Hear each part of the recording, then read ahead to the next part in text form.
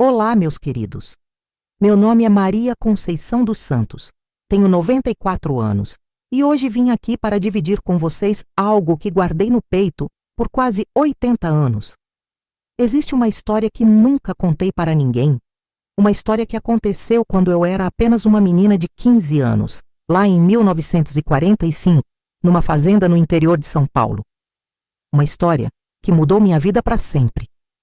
Vocês sabem, há coisas na vida que a gente carrega como um peso, mas que também podem se tornar nossa maior força. Hoje, aos 94 anos, decidi quebrar o silêncio.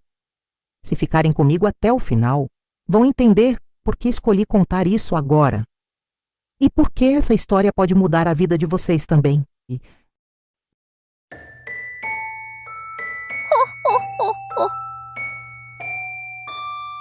Lembram de como era a vida antes da televisão chegar às nossas casas? Quando o rádio era a nossa janela para o mundo e as notícias chegavam pelo alto-falante da praça? Eu me lembro como se fosse ontem. Meu nome é Maria Conceição dos Santos, mas todos me chamavam de Concita. Hoje, aos 94 anos, resolvi contar uma história que guardei por quase 80 anos no peito, como um espinho que nunca saiu. Uma história que precisa ser contada, antes que eu vá me encontrar com o Senhor. Era 1945 e eu tinha apenas 15 anos quando tudo aconteceu. O mundo estava se despedindo da Segunda Guerra e aqui no Brasil o povo começava a falar em mudanças. Mas na Fazenda Santa Esperança, onde nasci e cresci, as coisas continuavam como sempre foram. Meu pai, Benedito dos Santos, era o capataz da fazenda. Um homem respeitado entre os trabalhadores, mas que sabia muito bem qual era o seu lugar. Minha mãe, Joana Maria, cozinhava para a casa grande desde que eu me entendia por gente. Nós morávamos numa casinha nos fundos da antiga senzala, que o patrão havia reformado para os empregados fixos. Paredes de taipa, chão de terra batida coberto com esteiras de palha e um telhado que cantava quando a chuva chegava. O cheiro de café torrado no pilão de madeira acordava a fazenda inteira todo dia às 4:30 da manhã, misturado com o aroma do feijão cozinhando no fogão à lenha da minha mãe. A vida era dura, mas tinha seus momentos de alegria. Aos domingos, quando o padre vinha rezar a missa na capela de São José, eu vestia meu único vestido bom, um de chita azul desbotado que minha mãe havia costurado com tanto carinho. Era o dia em que eu me sentia mais bonita, com o cabelo preso num coque alto e o rosário de sementes da vovó Benedita nas mãos. Vovó tinha sido escrava nesta mesma fazenda e sempre me dizia: "Menina, você nasceu livre, mas liberdade é coisa que a gente conquista todo dia." A radiola, a bateria da Casa Grande tocava as músicas de Ari Barroso e Orlando Silva, que chegavam até nós como um sussurro através das janelas abertas. Eu ficava imaginando como seria a vida nas cidades grandes, onde diziam que as moças podiam estudar e trabalhar em escritórios. Mas esses eram sonhos distantes para uma menina negra como eu, filha de empregados de fazenda. Minha rotina começava antes do sol nascer. Ajudava a mamãe na cozinha da Casa Grande, lavava roupas no tanque de pedra e, às vezes, quando a patroa precisava, servia o café da manhã na sala de jantar. Era lá que eu via o filho mais novo do fazendeiro, o Joaquim, um homem de 35 anos que nunca havia se casado. Ele tinha olhos que me faziam abaixar a cabeça, não por respeito, mas por um medo que eu ainda não sabia dar nome. As outras empregadas sussurravam sobre ele quando a patroa não estava por perto. "Cuidado com esse aí, menina", dizia tia Rosa, que trabalhava na lavanderia. "Ele tem olhos de quem não presta." Mas naquela época, ser jovem e negra numa fazenda significava que você tinha que aceitar os olhares, os comentários e fazer que não percebia o que estava acontecendo. O ano de 1945 estava sendo diferente. A guerra lá na Europa tinha acabado em maio, e até na nossa fazenda isolada chegavam rumores de mudanças. Getúlio Vargas, que havia sido nosso presidente por tantos anos, estava enfrentando problemas, e o povo das cidades falava em eleições. Havia algo no ar, uma tensão que eu sentia, mas não conseguia explicar. Mas no meu mundo pequeno, o que mais me incomodava eram os olhares cada vez mais insistentes de Joaquim. Ele havia começado a encontrar desculpas para passar pela cozinha quando eu estava lá, sempre com algum comentário sobre como eu estava ficando mocinha. Minha mãe percebeu e começou a me manter mais perto dela. Mas numa fazenda, nem sempre é possível evitar certas situações. Foi numa tarde de março, quando o céu estava carregado e o ar cheirava a chuva, que minha vida mudou para sempre. Joaquim me chamou para ajudá-lo a buscar conservas no porão da casa grande. Eu não podia recusar, era uma ordem. Quando descemos aquela escada de madeira que rangia a cada passo, e ele acendeu a lamparina de querosene, eu vi algo nos olhos dele que me fez entender que eu não sairia dali da mesma forma que entrei. Mas essa parte da história... Bem, essa parte vocês vão ter que me dar um pouco mais de coragem para contar. Coragem é uma palavra que ganha peso quando a gente envelhece, não é mesmo? Vocês que já viveram tanto quanto eu sabem que há histórias que só conseguimos contar quando o medo de partir sem dizê-las se torna maior que o medo de contá-las. Pois bem, chegou a hora de eu falar sobre aquela tarde de março de 1945, quando descobri que o mundo não era o lugar seguro que eu imaginava. Descemos aquela escada rangendo, eu na frente, ele logo atrás. O porão da casa grande cheirava a umidade e a conservas de pêssego que a patroa guardava em latas da marca Sica. A luz fraca da lamparina de querosene fazia sombras dançarem nas paredes de pedra, e eu senti um arrepio que não era do frio. Pega aquelas latas ali no canto, Concita, ele disse. Mas quando me virei, percebi que ele havia trancado a porta por dentro. O barulho da chave girando ecoou naquele espaço pequeno como um tiro. O que aconteceu depois? Meu Deus, como é difícil encontrar palavras decentes para uma coisa indecente. Ele me agarrou pelos ombros com uma força que me fez entender que não adiantaria gritar. Ninguém iria me ouvir lá embaixo. Você cresceu, negrinha, ele sussurrou no meu ouvido com um hálito de cachaça e maldade. Eu tentei me soltar, mas ele era forte demais e eu era apenas uma menina de 15 anos, que nunca havia sequer segurado na mão de um rapaz. Por horas, sim, foram horas, ele me machucou de todas as formas que um homem pode machucar uma mulher. Eu arranquei as tábuas do assoalho, com as unhas tentando escapar, deixando marcas que, hoje eu sei, ainda estão lá. Gritei até minha voz sumir. Chorei até não ter mais lágrimas. E quando tudo acabou, ele simplesmente arrumou a roupa, acendeu um cigarro continental e disse: se você contar para alguém, sua família vai ser expulsa daqui hoje mesmo. E não pense que alguém vai acreditar na palavra de uma negra contra a minha. Fiquei ali no escuro, encolhida entre as latas de conserva, sentindo o cheiro doce do pêssego misturado com o gosto amargo do sangue na minha boca.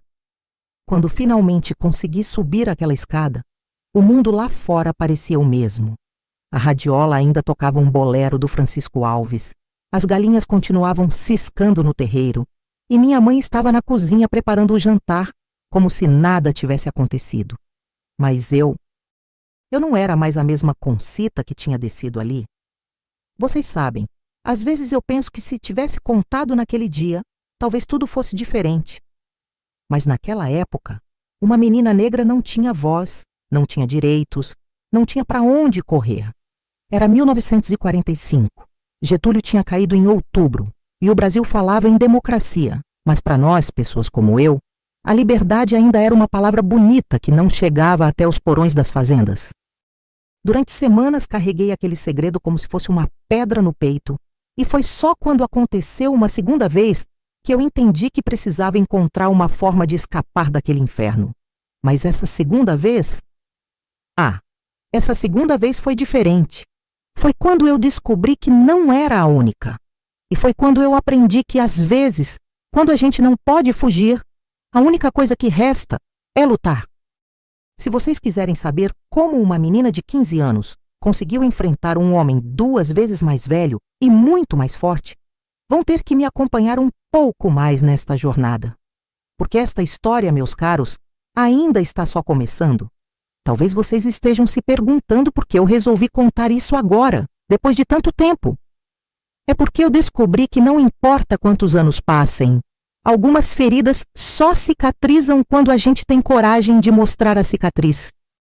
E quem sabe, contando a minha história, eu possa ajudar alguém que esteja passando por algo parecido a encontrar a força que eu demorei tanto para descobrir que tinha. Se esta história está tocando vocês da mesma forma que está tocando a mim ao contá-la, compartilhem com alguém que precise ouvir que é possível sobreviver ao impossível. Porque às vezes, uma palavra de encorajamento pode ser a diferença entre desistir e continuar lutando. E eu nunca desisti de lutar. Quando a gente é novo, pensa que as feridas do corpo são as piores que existem. Depois de velho, aprende que as feridas da alma podem levar uma vida inteira para sarar. Nas semanas que se seguiram àquela tarde terrível no porão, eu descobri o que era viver com medo de tudo e de todos. Medo de descer escadas, medo de ficar sozinha, medo até do meu próprio reflexo no espelho d'água do tanque. Minha mãe percebeu que algo estava errado. "Que foi, menina? Você anda mais quieta que defunto", ela dizia enquanto mexia o feijão no fogão a lenha. Mas como explicar para uma mãe que o filho do patrão havia me desonrado? Como contar que eu não era mais moça direita, como se dizia na época? Eu apenas balançava a cabeça e ia ajudá-la a descascar batatas, fingindo que tudo estava bem. As outras empregadas também notaram a mudança. Tia Rosa, que trabalhava na lavanderia, me puxou de lado um dia quando estávamos estendendo os lençóis no varal. "Menina, o que foi que esse desgraçado fez com você?" Ela perguntou baixinho, olhando ao redor para ter certeza de que ninguém estava escutando. Quando viu as lágrimas nos meus olhos, ela entendeu tudo sem que eu precisasse dizer uma palavra. "Meu Deus do céu!" sussurrou, me abraçando contra seu peito que cheirava a sabão de coco e benzimento. Foi tia Rosa quem me contou que eu não era a primeira. A filha da Sebastiana, lá da fazenda do Coronel Antunes, passou pela mesma coisa faz 2 anos, ela me disse enquanto dobrava as roupas da patroa. E antes dela, foi a menina da família Oliveira. Esse homem é o próprio demônio, Concita. Saber que havia outras não me consolou. Pelo contrário, me encheu de uma raiva que eu nem sabia que tinha dentro de mim. Durante o mês de abril, eu vivia como um fantasma. De manhã cedo, quando o galo cantava anunciando o dia, eu me arrastava para a cozinha para ajudar mamãe. O cheiro do café torrado, que antes me alegrava, agora me dava ânsia. Cada barulho de bota no terreiro me fazia encolher como um bicho acuado. Era como se aquele homem tivesse roubado não só a minha pureza, mas também a minha alegria de viver. O pior eram as noites. Deitada na minha esteira, ouvindo o barulho dos grilos e o vento balançando as folhas do eucalipto, eu ficava imaginando maneiras de escapar daquela situação. Às vezes pensava em contar para meu pai, mas sabia que ele não poderia fazer nada. Um capataz negro contra o filho do patrão branco não tinha chance alguma. Outras vezes pensava em fugir para São Paulo. Mas como? Uma menina de 15 anos, sozinha, sem dinheiro, sem conhecer ninguém? Foi durante uma dessas noites de insônia que eu ouvi a conversa que mudou tudo. Joaquim estava no terreiro com outros homens, bebendo pinga e falando alto demais. "Aquela negrinha está ficando muito atrevida", ele dizia. E eu sabia que estava falando de mim. Preciso dar uma lição nela para ela aprender qual é o lugar dela. O sangue gelou nas minhas veias quando entendi o que isso significava. No dia seguinte, 15 de maio de 1945, data que ficou gravada na minha memória, eu estava sozinha na despensa, organizando os sacos de açúcar cristal quando ele apareceu. Dessa vez, não havia desculpa de conservas nem pretexto de serviço. "Você contou para alguém, não foi?" Ele perguntou, me encurralando contra a parede. A parede. O cheiro de cachaça no hálito dele estava ainda mais forte que da primeira vez. "Não contei nada, não, senhor. Eu respondi tremendo como vara verde. Mas ele não acreditou. Me agarrou pelo braço com tanta força que deixou marca roxa e me arrastou novamente para o porão. Agora você vai aprender a ficar calada de vez, ele rosnou. E foi nessa segunda vez que eu entendi uma coisa importante. Se eu não fizesse alguma coisa, aquilo ia continuar acontecendo até ele me matar ou até eu enlouquecer. Quando ele me largou no chão frio daquele porão maldito, sangrando e machucada, algo dentro de mim mudou para sempre. Não era mais medo o que eu sentia, era uma determinação fria como a pedra daquelas paredes.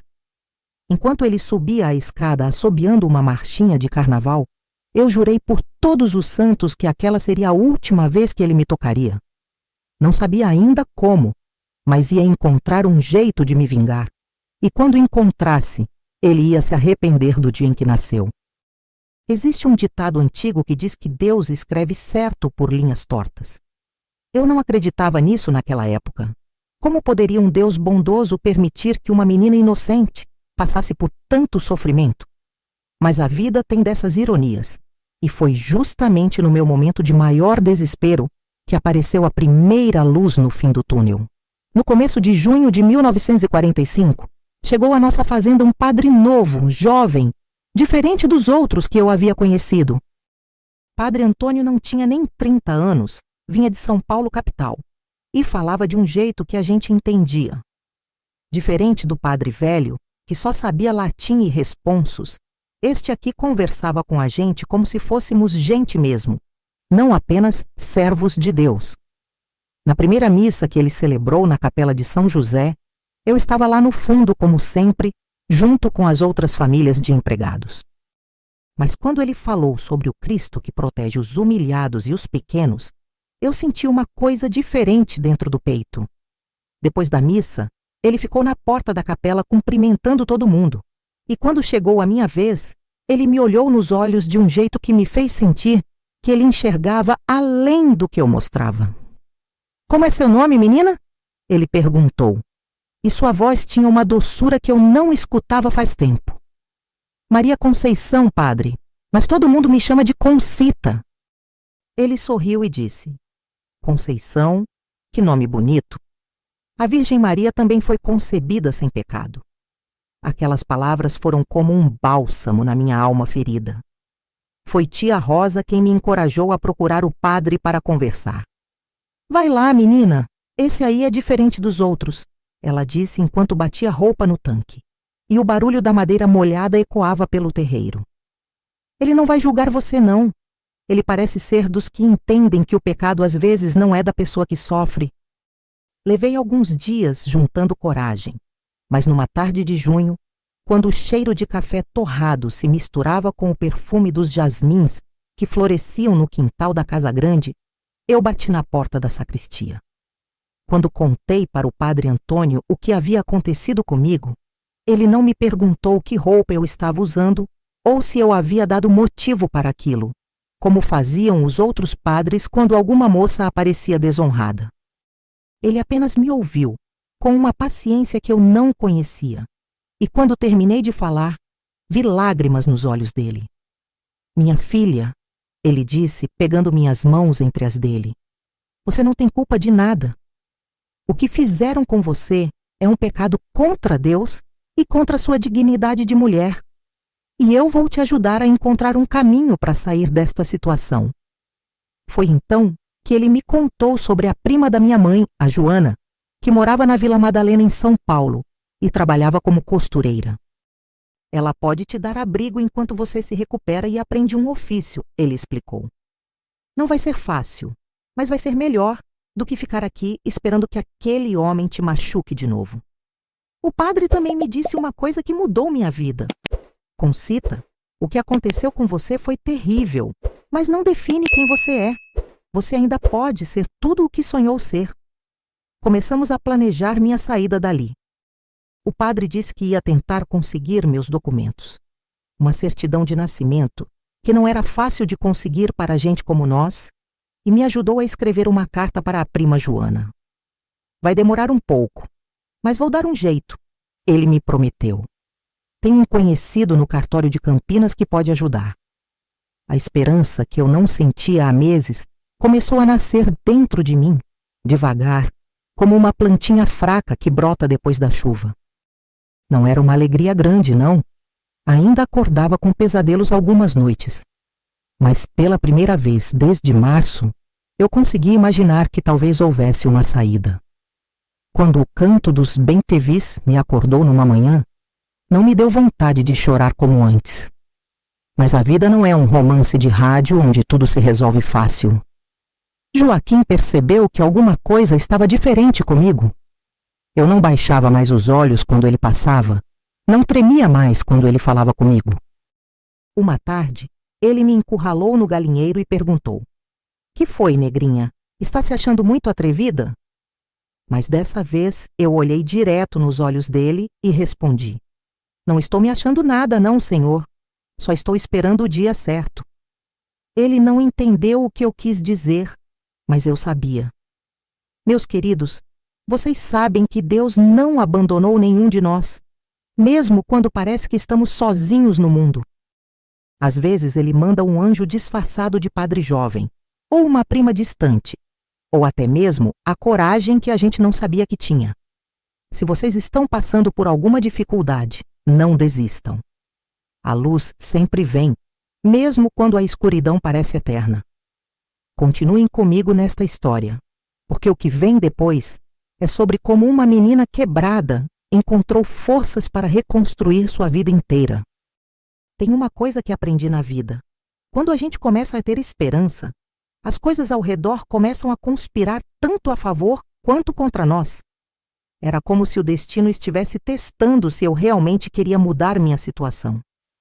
Durante as semanas que se seguiram àquela conversa com o padre Antônio, tudo parecia se mover devagar demais para meu desespero, mas rápido demais para minha coragem. O padre cumpriu a palavra. No final de julho, depois de mais de um mês tentando, ele apareceu com minha certidão de nascimento nas mãos, toda carimbada e assinada. "Custou, mas consegui", ele me disse com um sorrisinho maroto. O homem do cartório não queria fazer de jeito nenhum, mas Deus amoleceu o coração dele. Segurar aquele papel nas mãos foi como segurar minha liberdade. Mas junto com a alegria veio também o medo. Medo de deixar minha família, medo da cidade grande, medo de não conseguir me virar sozinha. A resposta da prima Joana chegou numa segunda-feira quente de agosto, trazida pelo correio, que vinha de Campinas uma vez por semana no caminhão da prefeitura. Tia Rosa foi quem me trouxe a carta, toda animada. "Chegou, menina! Chegou a resposta!" A prima dizia que podia me receber sim, que tinha um cantinho na casa dela na Vila Madalena e que podia me ensinar o ofício de costureira. "Aqui em São Paulo tem muito serviço para quem sabe costurar", ela escreveu. "As moças da cidade estão todas querendo vestidos novos, agora que a guerra acabou." Mas foi nessa mesma semana que as coisas se complicaram. Joaquim estava desconfiado. Ele notou que eu não baixava mais os olhos quando ele passava, que eu não corria mais quando ele aparecia. Numa tarde, ele me chamou na despensa e disse: "Você anda muito atrevida, negrinha. Cuidado para não esquecer qual é o seu lugar aqui." Meu coração disparou como sempre, mas dessa vez, em vez de abaixar a cabeça, eu consegui olhar nos olhos dele e dizer baixinho: "Meu lugar não é aqui, não, senhor." A cara de surpresa que ele fez me deu um pouco de coragem, mesmo tremendo por dentro. No dia seguinte, minha mãe apareceu chorando na cozinha. Ela havia escutado uns comentários de que a família estava pensando em nos mandar embora da fazenda. "Concita, que foi que você fez?" ela me perguntou enquanto descascava mandioca para o almoço. O barulho da faca raspando a casca parecia mais alto que o normal naquele silêncio tenso. Foi então que eu contei tudo para ela, sobre Joaquim, sobre o padre, sobre os planos de ir para São Paulo. Ela ficou quieta por muito tempo, só mexendo o feijão no fogão, e o cheiro da comida cozinhando se misturava com o sal das lágrimas dela. "Minha filha", ela disse finalmente, "eu sempre soube que você era diferente das outras meninas, mais forte, mais teimosa. Ela enxugou os olhos no avental e continuou. Se ficar aqui, você vai acabar igual a mim, trabalhando a vida toda para os outros, sofrendo calada. Se for embora, pelo menos tem uma chance. Naquela noite, ela me ajudou a arrumar minhas poucas coisas numa trouxa de pano. Era só um vestido de domingo, o rosário da vovó Benedita e uma fotografia nossa que havia sido tirada na festa de São João do ano anterior. Os preparativos para minha partida tinham que ser feitos às escondidas. O padre Antônio conseguiu uma passagem de trem para São Paulo, no expresso que saía de Campinas às 6 da manhã. Você vai no domingo que vem, ele me disse, depois da primeira missa, quando todo mundo estiver distraído. Meu coração batia tão forte que eu tinha certeza de que todo mundo podia ouvir. Faltavam apenas 5 dias para eu deixar para sempre aquela vida de sofrimento. Mas Joaquim não era bobo. Na quinta-feira, ele me encurralou no galinheiro quando eu estava juntando os ovos para o café da manhã. Ouvi dizer que você está pensando em fugir daqui, ele disse, me empurrando contra a parede de taipa. O cheiro de palha suja e esterco de galinha me deu ânsia, mas eu não desviei o olhar. Pois saiba que enquanto eu estiver vivo, você não vai sair desta fazenda. E se tentar, vai ser pior para você e para toda a sua família. Naquela noite, não consegui dormir. Fiquei na minha esteira ouvindo o barulho dos grilos e pensando no que fazer. Será que eu tinha força suficiente para enfrentar aquele homem? Será que valia a pena arriscar a segurança da minha família por minha liberdade? Foi quando lembrei das palavras do padre Antônio. Concita, às vezes Deus nos coloca em situações difíceis, não para nos castigar, mas para nos mostrar do que somos capazes. E foi nesse momento que eu soube o que tinha que fazer. Na sexta-feira de manhã, bem cedo, quando o galo ainda estava cantando, eu saí de casa e fui direto ao porão da casa grande. Aquele lugar maldito onde tudo havia começado. Desci aquela escada rangendo, acendi uma lamparina e ali, naquelas tábuas do assoalho, onde eu havia deixado as marcas das minhas unhas, eu jurei por todos os santos que no domingo eu estaria livre. Não importava o que custasse, não importava o que eu tivesse que fazer. Ninguém, nem Joaquim, nem o medo, nem o diabo, ia me impedir de conquistar minha liberdade. Sabe aquele momento na vida quando você sente que está na beira de um precipício e tem que escolher entre cair ou voar? Foi exatamente isso que senti naquele sábado, final de agosto de 1945. Faltava apenas um dia para minha fuga, mas alguma coisa no ar me dizia que as coisas não iam ser tão simples quanto eu esperava. Durante a tarde, enquanto ajudava minha mãe a preparar a janta, notei que ela estava mais nervosa que o normal, mexendo o feijão no fogão com mais força que o necessário. Concita, ela me chamou baixinho, olhando para os lados para ter certeza de que ninguém estava escutando. Ontem à noite eu ouvi o Joaquim conversando com o pai dele. Eles sabem que você está planejando sair daqui. O sangue gelou nas minhas veias. Como assim sabem, mãe? Ela suspirou fundo, com aquele jeito de quem tinha uma notícia ruim para dar. Alguém contou para eles. Não sei quem foi, mas eles sabem do padre, sabem da sua prima em São Paulo, sabem de tudo. Foi nesse momento que eu entendi que minha fuga não podia mais esperar até domingo. Tinha que ser naquela mesma noite, ou nunca mais. Esperei até todo mundo dormir. Peguei minha trouxa de roupas e saí de casa sem fazer barulho. A lua estava cheia, iluminando o terreiro como se fosse dia.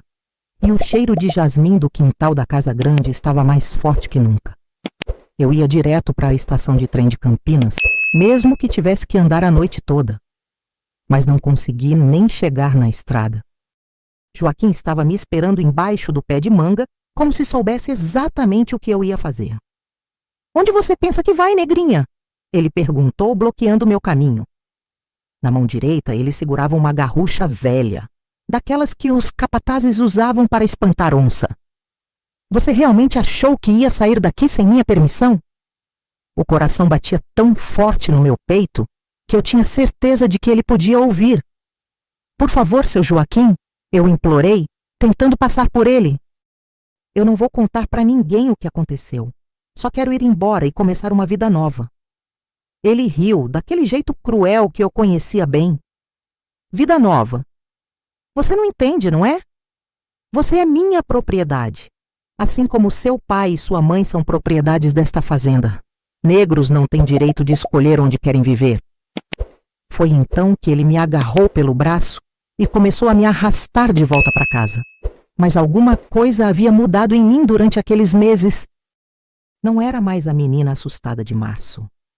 Quando ele me puxou, eu me soltei com uma força que nem eu sabia que tinha e corri na direção da casa grande. Socorro! Eu gritei o mais alto que pude. Socorro! Ele está me atacando! Minha voz ecoou pelo terreiro silencioso, acordando as galinhas que começaram a cacarejar desesperadamente. Joaquim correu atrás de mim, xingando e ameaçando me matar. Eu entrei na casa grande pela porta da cozinha, que nunca ficava trancada, e subi correndo as escadas até o quarto dos patrões. Dona Helena! Seu Antônio! Eu gritei, batendo na porta. Me ajudem, por favor! Quando a patroa abriu a porta de camisola e com os cabelos soltos, ela ficou assustada ao me ver ali, tremendo e chorando. Que foi isso, menina? Que escândalo é esse na minha casa? Ela perguntou. Mas antes que eu pudesse responder, Joaquim apareceu no corredor, com a arma na mão e os olhos vermelhos de raiva. Essa negra está louca, mãe, ele disse. Estava tentando fugir, e quando eu fui impedir, ela me atacou. Mas eu não deixei ele terminar. Não é verdade, eu gritei. Ele me estuprou 2 vezes no porão desta casa, e agora quer me matar porque eu vou contar para todo mundo. O silêncio que se seguiu foi tão pesado que parecia que até as paredes estavam escutando. Dona Helena olhou para o filho, depois para mim, e vi alguma coisa nos olhos dela. Não era compaixão, era medo. Medo do escândalo, medo de que a história se espalhasse. Joaquim, ela disse devagar, se isso for verdade, você trouxe uma desgraça para esta família. Ele começou a gaguejar, a inventar desculpas, mas ela o interrompeu. Não quero escândalo na minha casa. Não quero que essa história chegue aos ouvidos do seu pai. Dona Helena ficou em silêncio por um tempo, que pareceu uma eternidade. Depois, ela me olhou com olhos frios e disse, menina, você vai sair desta fazenda amanhã mesmo. Não quero mais confusão na minha casa. E se virando para o filho. E você, Joaquim, vai passar uma temporada na fazenda do seu tio em Ribeirão Preto. Até as coisas se acalmarem. Não era justiça. Era apenas uma forma de evitar o escândalo. Mas para mim, naquele momento, era liberdade. Naquela noite, deitada na minha esteira pela última vez, eu sabia que não havia ganhado por justiça, mas por conveniência. Dona Helena não me defendeu. Ela apenas quis se livrar do problema. Mas às vezes, na vida, a gente tem que aceitar a liberdade do jeito que ela vem, mesmo que não seja pelos motivos que a gente queria. Meus queridos, vocês viram como às vezes a coragem aparece na hora em que a gente mais precisa? Como uma mãe pode surpreender a gente, mesmo quando parece que ela não se importa. Se vocês conhecem alguém que está passando por uma situação difícil, não deixem essa pessoa desistir. Às vezes, uma palavra de apoio, um gesto de coragem, pode mudar uma vida inteira. E se vocês mesmos estão enfrentando alguma coisa parecida, lembrem-se, nunca é tarde demais para gritar por socorro. Sempre tem alguém disposto a escutar, mesmo quando a gente acha que está sozinho no mundo. No domingo de manhã, 26 de agosto de 1945, eu me despedi da minha família como se estivesse morrendo. Minha mãe me abraçou forte, com cheiro de sabão de cinza e lágrimas, e sussurrou no meu ouvido. Você é mais forte do que imagina, minha filha. Nunca se esqueça de onde veio, mas nunca deixe o passado te prender. Meu pai, homem de poucas palavras, apenas me entregou 2.000 réis que havia juntado escondido e disse, para as primeiras necessidades. Era todo o dinheiro que nossa família tinha no mundo. O padre Antônio me acompanhou até a estação de trem de Campinas numa carroça emprestada. O caminho de terra batida Estava poeirento por causa da seca de agosto, e o barulho das rodas de madeira no chão duro marcava o ritmo da minha despedida daquela vida. Lembre-se, Concita, ele me disse enquanto o cavalo trotava devagar. O que você passou não define quem você é. Você tem o direito de ser feliz. Na estação, ele insistiu em pagar minha passagem de 3ª classe no trem das 8 da manhã. Um bilhete amarelado que custava R$ 3.500. É o mínimo que posso fazer, disse, recusando meus protestos. A viagem de trem de Campinas a São Paulo demorou quase 4 horas, e eu passei todo esse tempo grudada na janela, vendo a paisagem mudar. As fazendas de café davam lugar a pequenas cidades, depois a fábricas com chaminés soltando fumaça preta, e, finalmente, aos primeiros prédios altos da capital. O cheiro de carvão queimado da locomotiva misturava-se com o suor dos passageiros apertados no vagão de 3ª classe. Eu estava com medo, mas também com uma ansiedade boa, como se fosse uma criança esperando o presente de Natal. A prima Joana me esperava na Estação da Luz, bem no centro de São Paulo. Ela era uma mulher de uns 40 anos, baixinha e rechonchuda, com um sorriso largo que me fez sentir em casa na mesma hora. Você é igualzinha à sua mãe quando era nova, ela exclamou me abraçando. Saímos da estação e eu fiquei boquiaberta com o movimento da cidade. Bondes elétricos passando de um lado para outro, carros buzinando, gente correndo para todos os lados e um barulho constante que era completamente diferente do silêncio da fazenda. A casa da prima Joana ficava na Rua Harmonia, na Vila Madalena, um bairro operário onde moravam muitos imigrantes e imigrantes como nós.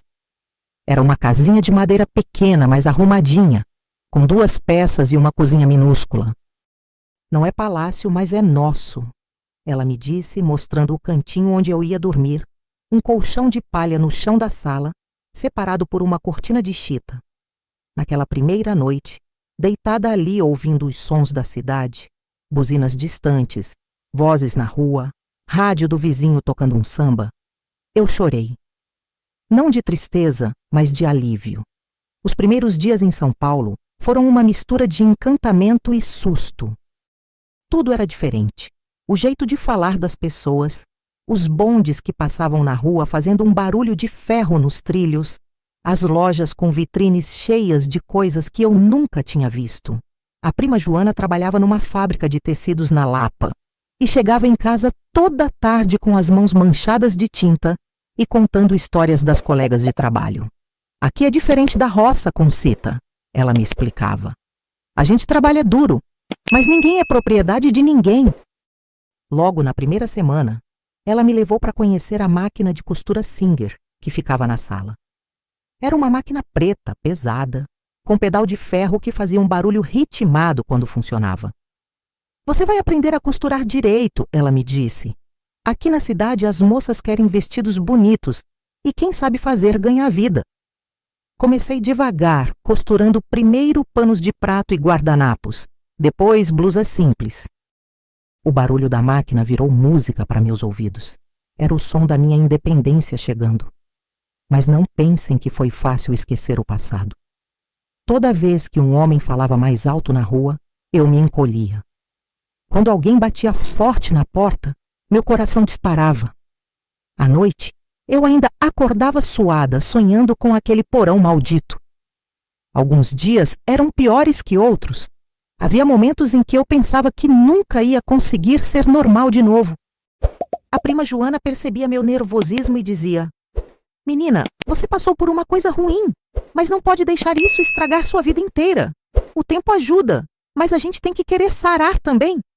Foi numa tarde de setembro, quando eu estava costurando um vestido azul para uma cliente da prima Joana, que aconteceu uma coisa que mudou minha perspectiva. Uma moça apareceu na nossa porta, chorando e com o olho roxo. Ela contou que o marido bebia e batia nela e que não tinha para onde ir.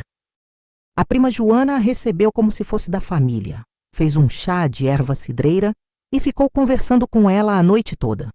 Foi aí que eu entendi uma coisa importante. Minha dor não era só minha. Havia outras mulheres sofrendo, e talvez eu pudesse ajudar de alguma forma. Naquela noite, enquanto ouvia o rádio tocar Aquarela do Brasil, a mesma música que eu escutava lá na fazenda, mas que agora tinha um significado diferente, eu fiz uma promessa para mim mesma. Não ia deixar o que aconteceu comigo me transformar numa pessoa amarga. Ia usar minha experiência para ajudar outras mulheres. Ia construir uma vida nova, onde o passado seria apenas uma lembrança distante, não uma prisão. E foi assim que começou minha verdadeira jornada de cura. Não sozinha, mas ajudando outras pessoas a encontrar sua própria força. Os meses que se seguiram em São Paulo foram como aprender a andar de novo. Cada dia trazia uma descoberta nova, uma dificuldade diferente, mas também uma pequena vitória. No final de 1945, quando Getúlio Vargas finalmente saiu do poder e o general Dutra assumiu a presidência, eu sentia que o país inteiro estava mudando junto comigo. A democracia estava chegando ao Brasil e eu estava encontrando minha própria liberdade, um ponto de cada vez. Minha vida começou a ter uma rotina boa. De manhã cedo, eu ajudava a prima Joana a arrumar a casa e preparar o café, sempre com o cheiro forte do pó torrado, misturado ao aroma do pão francês que comprávamos na padaria do seu Manuel, um português gordinho que sempre me cumprimentava com um "Bom dia, menina", bem alegre. Depois eu me sentava na máquina Singer e passava o dia costurando. O barulho ritmado do pedal virou minha música favorita. Tac, tac, tac, tac. E a textura dos tecidos passando pelas minhas mãos me dava uma sensação de paz que eu não conhecia há muito tempo. Foi no início de 1946 que conheci Dona Sebastiana, uma mulher negra de uns 50 anos que morava na rua de cima e que viria a ser minha grande amiga e conselheira. Ela havia perdido o marido num acidente de trabalho e criava 4 filhos sozinha costurando para as famílias ricas dos Jardins. "Menina", ela me disse na primeira vez que conversamos, "você tem jeito para a costura, mas tem jeito melhor ainda para escutar as pessoas. Isso é um dom que Deus não dá para qualquer uma." Dona Sebastiana tinha razão. Sem eu perceber, nossa casa havia se tornado um ponto de encontro para mulheres que precisavam de ajuda. Chegavam moças que apanhavam dos maridos, meninas que haviam sido violentadas pelos patrões, mulheres que não tinham para onde ir depois que os homens as abandonavam. A prima Joana nunca negava um prato de comida ou um chá de erva cidreira, e eu escutava. Era como se minha própria dor tivesse me ensinado a reconhecer a dor dos outros. Uma dessas mulheres marcou minha vida para sempre. Seu nome era Rosa. Coincidência ou não, igual a tia Rosa da fazenda. E ela apareceu na nossa porta numa noite fria de julho de 1946. Estava grávida de 6 meses e havia fugido de casa porque o padrasto queria abusar dela. "Eu não tenho para onde ir", ela chorou. E algo no jeito dela me lembrou de mim mesma naquele porão maldito. Naquela noite, eu contei minha história completa para outra pessoa pela primeira vez desde que havia chegado em São Paulo. "Você sobreviveu", Rosa me disse quando terminei de falar.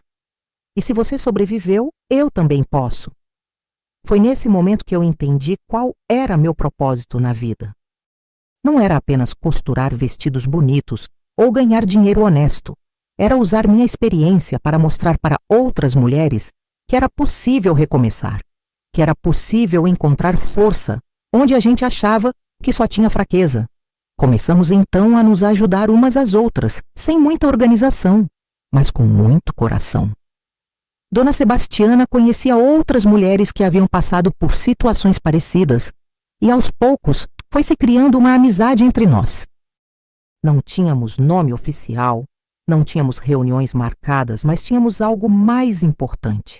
Tínhamos umas às outras. Nos encontrávamos na casa de uma ou de outra, sempre que alguém precisava, e conversávamos sobre nossos problemas, compartilhávamos soluções e, principalmente, nos lembrávamos de que não estávamos sozinhas.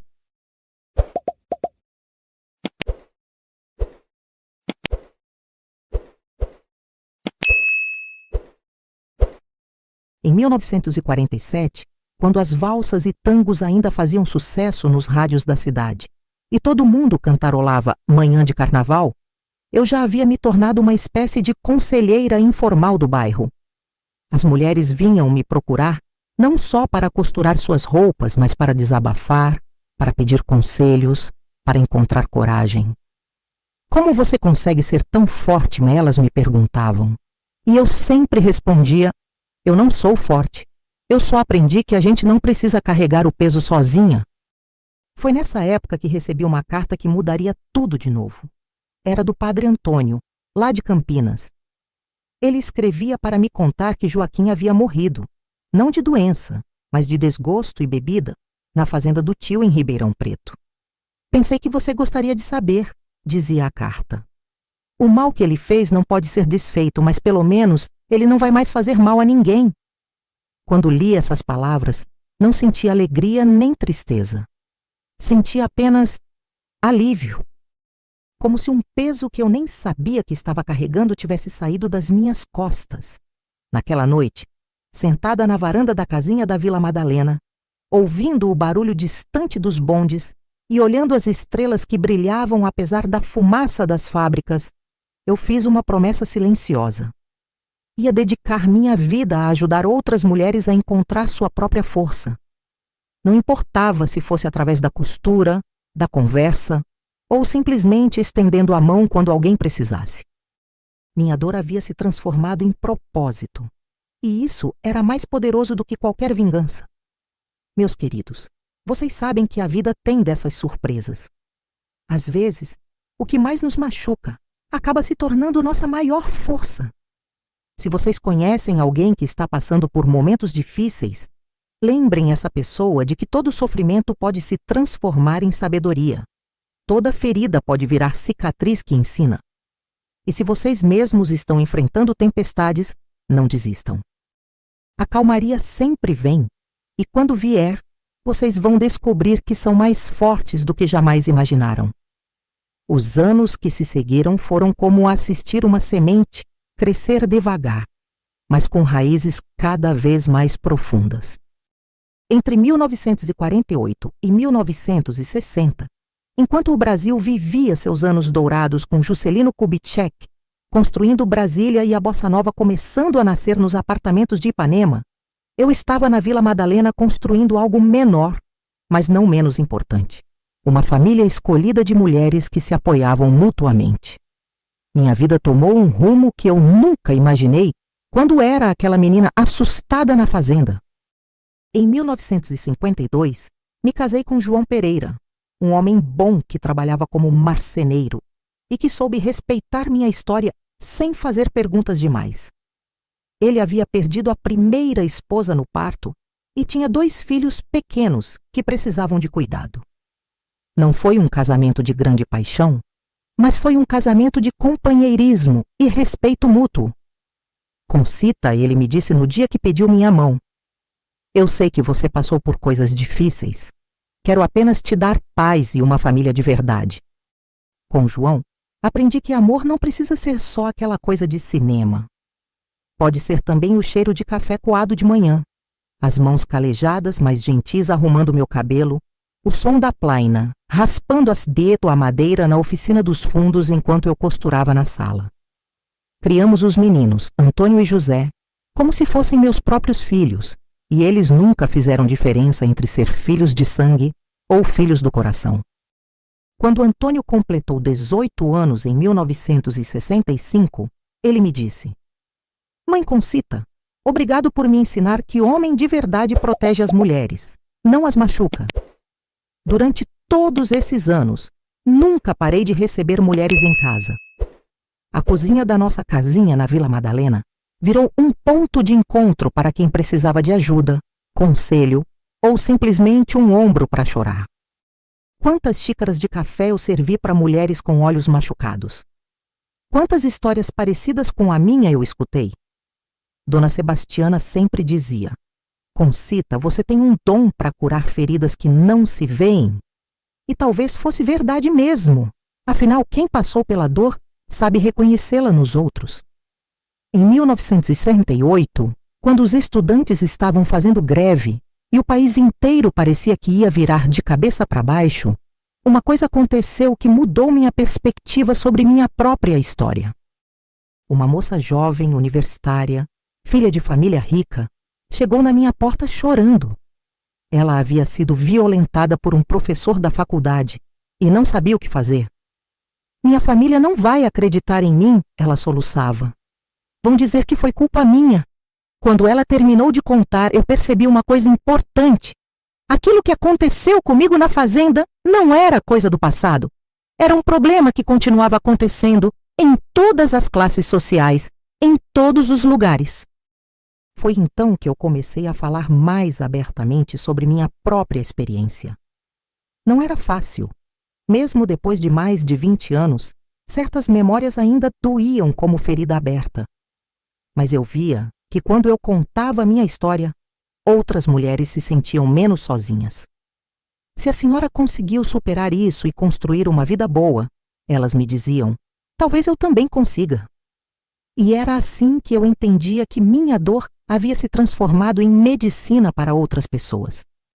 Durante a década de 1970, enquanto as mulheres da classe média começavam a falar sobre feminismo e direitos iguais, eu continuava no meu cantinho da Vila Madalena fazendo o que sempre fiz, escutando, acolhendo, ajudando uma de cada vez.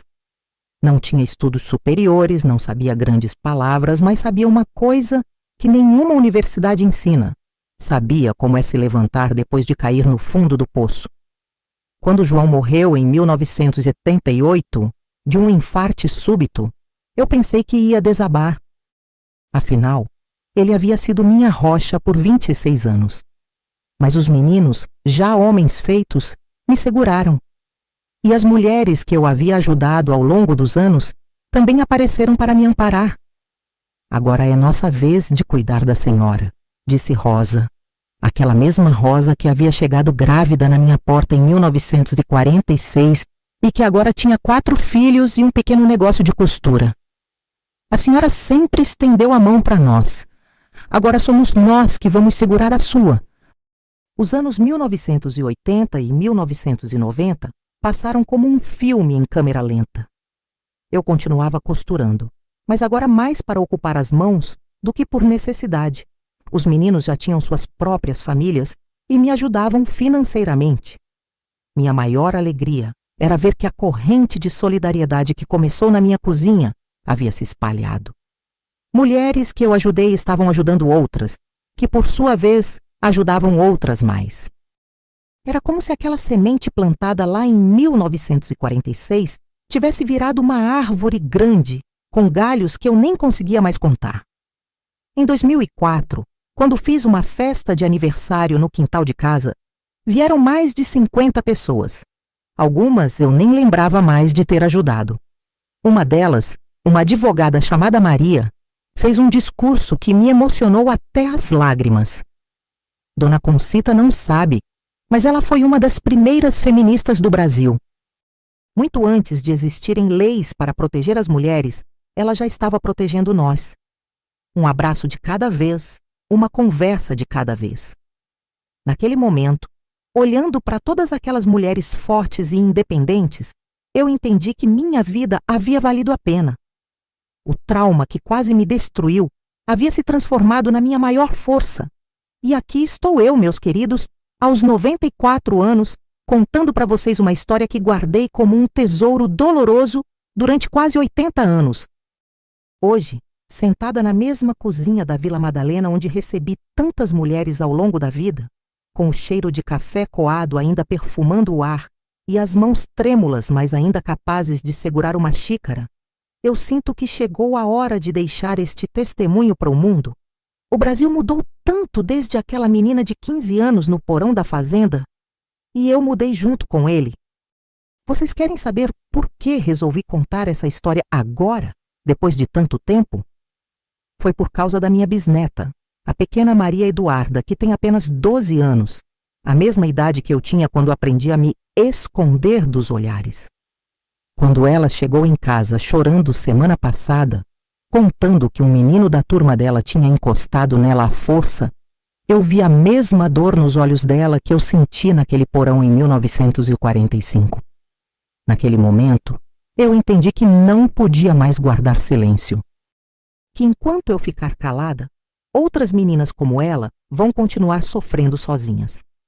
Semana passada, meu neto Antônio Júnior me trouxe um desses computadores pequenos. Ele chama de tablet. E me mostrou como as pessoas contam suas histórias na internet. Vovó, ele disse, a senhora tem uma história importante para contar. O mundo precisa ouvir. No início, eu pensei que ninguém ia se interessar pela história de uma velha como eu. Mas depois vi tantas mulheres jovens falando sobre violência, sobre assédio, sobre coisas que aconteceram com elas, e percebi que minha dor não estava sozinha. Que talvez, contando o que me aconteceu, eu pudesse ajudar alguém que está passando pela mesma coisa hoje. Durante todos esses anos, eu guardei alguns objetos daquela época como testemunhas silenciosas da minha história. Tenho ainda o rosário de sementes da vovó Benedita, amarelado pelo tempo, mas ainda inteiro. Cada conta uma oração que me sustentou. Tenho uma foto nossa da festa de São João de 1944, a última que tiramos antes de tudo mudar para sempre. E tenho também, vocês vão achar estranho, um pedacinho de madeira daquelas tábuas do porão. Quando voltei à fazenda nos anos 1980, já como uma senhora respeitada, para o funeral de Dona Helena, eu desci naquele porão pela última vez. As marcas das minhas unhas ainda estavam lá, fundas na madeira de peroba, como cicatrizes que o tempo não apagou.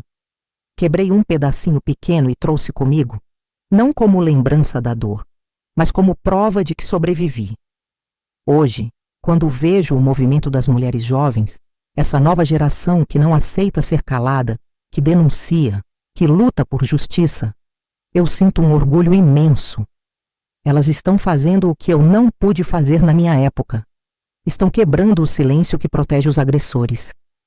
Quando vejo uma mulher falando não e sendo respeitada, quando vejo uma denúncia sendo levada a sério, quando vejo os homens também se levantando para proteger suas filhas, irmãs, mães, eu sinto que minha vida valeu a pena.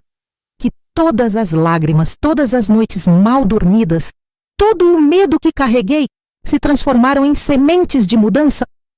Mas ainda há muito trabalho a fazer. Ainda há meninas sendo violentadas por parentes, patrões, conhecidos. Ainda há mulheres apanhando em casa e não tendo para onde correr. Ainda há gente que olha para uma vítima e pergunta: mas que roupa você estava usando? Ou por que você estava sozinha? Essas perguntas precisam parar. A culpa nunca, nunca é da vítima. A culpa é sempre de quem escolhe fazer o mal. Se eu pudesse deixar uma mensagem para as mulheres jovens de hoje, seria esta: vocês são mais fortes do que imaginam. Se alguém machucou vocês, não foi culpa de vocês. Se alguém violou o corpo de vocês, a alma de vocês continua intacta. Vocês podem se reconstruir, podem encontrar amor verdadeiro, podem ser felizes, podem transformar sua dor em força para ajudar outras pessoas. Não deixem que ninguém defina vocês pelo que fizeram com vocês. Vocês são muito mais do que a pior coisa que já aconteceu na vida de vocês.